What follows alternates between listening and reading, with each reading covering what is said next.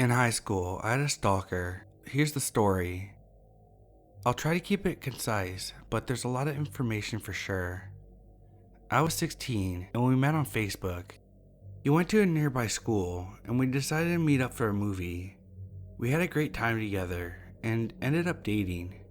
First time he came to my parents' house, he had on an ankle monitor for house arrest and wouldn't tell anyone why. Red flag number 1. And since he was a minor, we couldn't find out. My parents obviously didn't allow us to hang out, so we hung out at his house or around the town at the YMCA camp. I was rebellious and naive. Things started to get a little weird when I noticed his family was pretty odd. One day, we were having sex in his bedroom and I saw his father looking through the blinds. I screamed and called him out and his dad ran off. A stalker guy told me that his dad was just into redheads and liked to watch us, so it wasn't the first time. I went to leave and his mom was doing crack in the kitchen, so I decided it was time to break up. This is when it got bad. He started crying and told me that he's in cancer treatment and that's why he needs me. He doesn't have long to live. I believed him and told him that we could be friends. This is when the stalking started. He switched schools to my high school, but never went to class. He would just stand outside my classroom looking inside until the passing period. When I would leave class, he wouldn't address me. He would just follow about 10 to 15 feet behind me to my next period, standing outside my classroom again. I was too intimidated to say anything to him. He was a 6'4" heavyset guy, so I just let it happen for weeks. It started to progress to where he would follow me home every day. He would get on the same bus as me, despite living across town, and walk 10 to 15 feet behind me all the way to my house. He would just stand outside, just staring up at the window until around the time my parents got home, and then he would just leave. Finally, I told him to fuck off and leave me alone. I told him that we could no longer be friends or acquaintances, and to forget about me. However, that escalated things way further. I started getting about 150 calls a night. Half of them were him screaming death threats at me, and in detail, torture methods that he wanted to do to me. And the other half were him just singing songs that he wrote on his guitar. Every time I blocked his number, he would magically seem to get a new one and just leave more messages on that. I woke up one time to see that overnight he had left me one of those dancing, singing snowmen on my porch.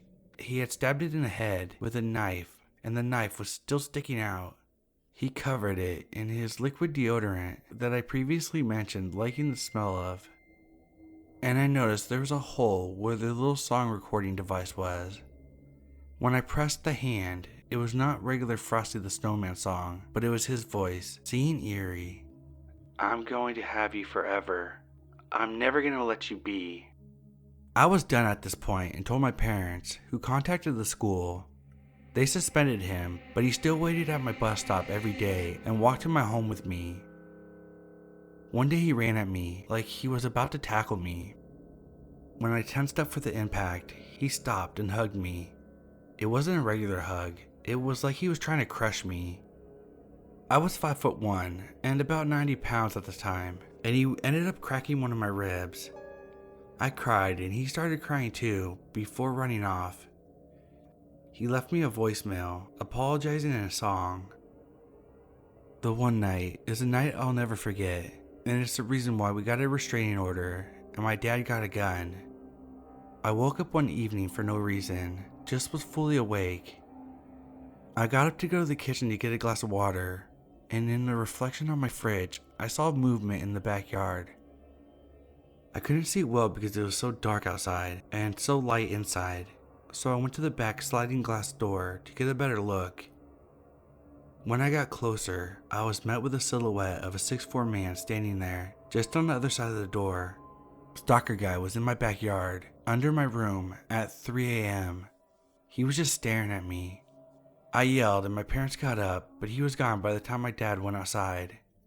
There's a patio right outside my bedroom window that goes all the way to the ground, so he could have possibly been on top of the patio looking directly into my bedroom window before. We got a restraining order shortly after that, and the stalker guy dropped out of school. I haven't seen him since in person, but every 6 months or so, he makes a new Facebook and tries to friend request me. I just block it and report it every time.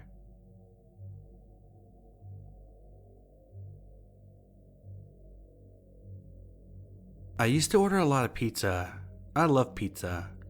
Well, my local pizza place got a new driver who way overstepped the boundaries of what is acceptable. He tried to force his way into my home to share dinner with me, and just general creepy behavior. So I stopped ordering pizza. Well, 2 months after the pizza incident, I hear scratching on the outside of my home. I figured it's an animal outside. I live outside the city where there's animals usually looking for a place to nest, and there was a nice big fresh coat of snow. So I do what I usually do and let my dog out. He's a huge 120-pound shepherd, and he just bolts out the door. Again, not unlike him when there's an animal outside, but about 15 to 20 seconds later I hear screaming and swearing, then screaming in pain and terror. I scream for my dog to come back, and he's a good boy, and then I call the police. When they get there, they do a search outside of the house. They find lots and lots of blood and pry marks at the side of my house. We check my security tapes, and sure enough, there's a person who is trying to force the window open. The dog charges him and tears his ass and leg pretty bad, until I call him back in, and then the guy limps off my property. At the front of my property, the entrance to my driveway, I have a camera that's well hidden. I get the guy going to his car and his plates, and the cops take it and go to a hospital. There's a lot of blood, so this person would definitely need medical attention. There's a guy that fits the description, and he said that he was trying to surprise his girlfriend and fell. I'm a widow and never planned to date again, but they came back to my house and told me this and showed me a picture. Sure enough, it was the pizza guy. They found rope, duct tape, a camera, and a knife in his car.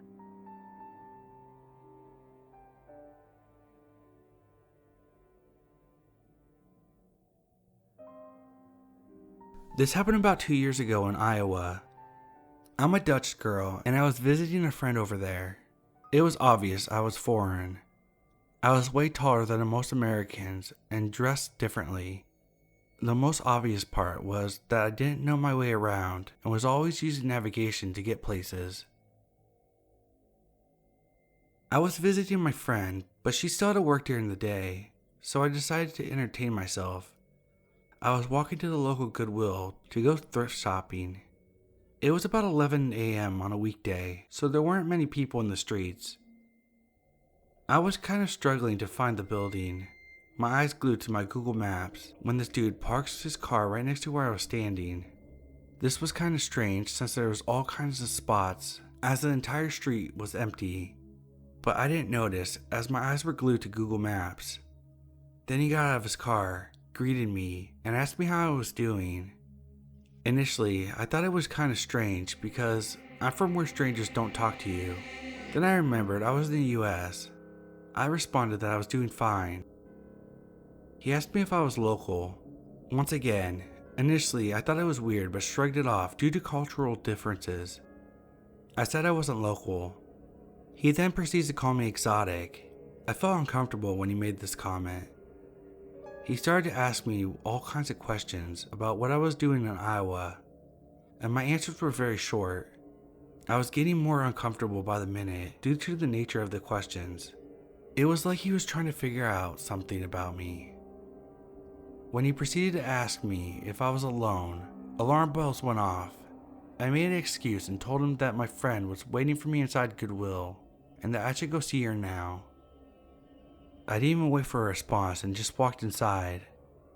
I felt super creeped out, so I kind of stayed hovering near the cash register for a few minutes. His car was still parked outside. After about 5 minutes, he decided to walk inside. Luckily, I was out of his sight and just booked it outside and still wondered what he wanted from me.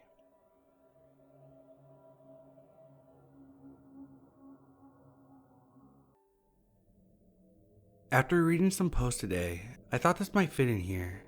The story is not as creepy and eerie as some others posted on here. This happened in the summer of 2015. For context, I am a female, and then I was in my early 20s and at university. My house contract had ended, and in essence, I was homeless, but determined to make it all work. I lived in a flat of a friend and slept on their sofa.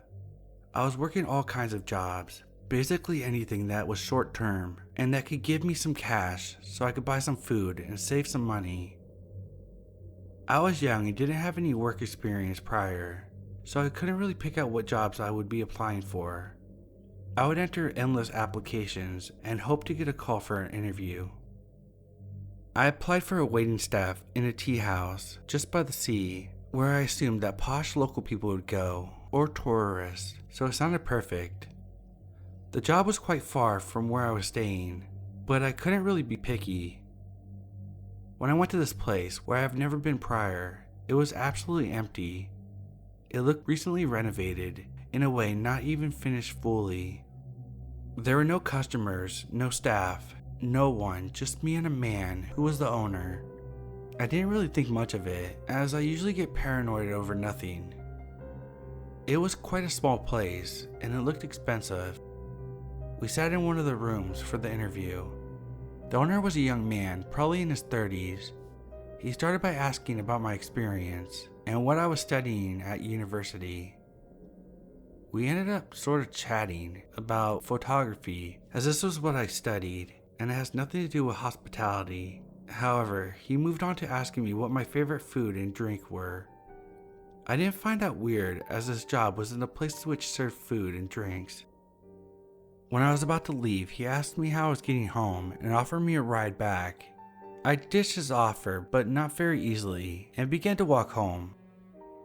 As a young female without much experience, at first I naively thought that maybe he was just a nice guy, and that probably the interview went well and I have secured myself some future income. In the afternoon, I received a text from this person who interviewed me only a few hours prior. He was asking me to meet him and tells me the results from the interview. I didn't respond. This was after 5, so why would he message me then after working hours? He texted me again that he knows my address.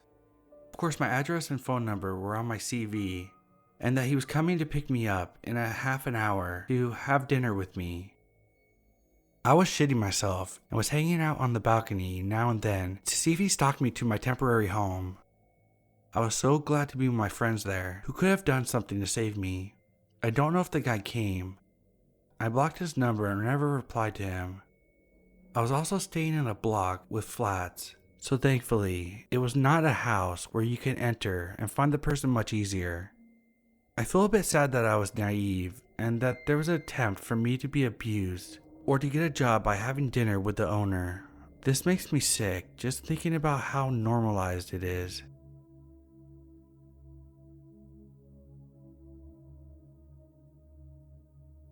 When I was in high school, the bus stop was about a 15 to 20 minute walk from my parents' apartment. I would get up early in the morning and had to be at the bus stop by 6:45.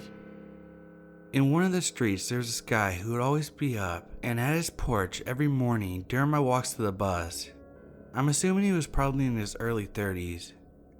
Every time he would see me walk by, he would always make comments like, "Hey gorgeous," "Hi hun," and kind of attempt to walk towards me. I would usually just cut the conversation short with him and power walk my way to my bus stop. After a few such incidents that clearly made me uncomfortable, I switched my route some and decided to take another street so I wouldn't encounter this guy on the way to the bus. One time I was walking and it was kind of dark outside since it was late in the fall. I saw someone was approaching me. As he approached, he glanced at me with a stern look and said, "Hello, beautiful," in a disappointed tone, almost like he figured out that I had taken another route and wanted to confront me somehow. I did have a few run-ins with him after this. Being a 16-year-old girl at the time, this really scared me, and I felt very stalked and sort of harassed, and his catcalling me in the street was getting annoying.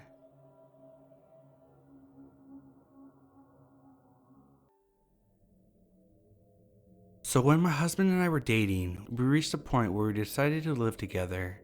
Got married about 4 months after that. He lived in an apartment about 30 minutes from mine. He had not lived there for 2 months, but had kept paying for it because of the lease.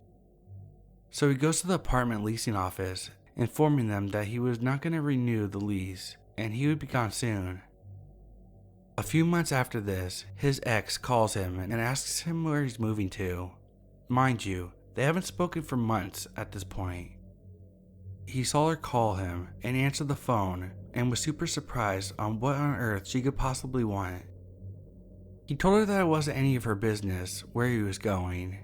She proceeds to tell him that she was just checking on him and apparently had gone to the apartment complex, presented herself as a friend, and the leasing office employee had told her that he was no longer living at the apartment and was planning to move out. I was so mind blown that they shared any information about my partner to his ex. I mean, that's a big violation right there. She also said, wishing you well in your future endeavors. I was beyond pissed. My boyfriend told me that he had seen her car near his work a couple times, but didn't see her. She didn't leave him alone after this, but my boyfriend had cut off contact with some of their mutual friends as he didn't want her keeping tabs on him. I'm so glad things didn't escalate. She was clearly controlling, and in the back of her mind, it was okay for her to still somehow get a hold of his life. Update: I forgot to include something important. So before my boyfriend moved in with me and was still living at his apartment, he had a strange feeling of being followed. There was even a car near where he used to park. He had no idea who it belonged to. I personally think his ex drove to his place several times while he already moved in with me, didn't see his car, panicked, and went inquiring about him at the complex. That's the only reason she would inquire about him later, since there was no sign of him at the residence. This also explains the feeling of being followed, and that he was probably right. She then had the nerve to go look for him after they hadn't seen each other or spoken for a while.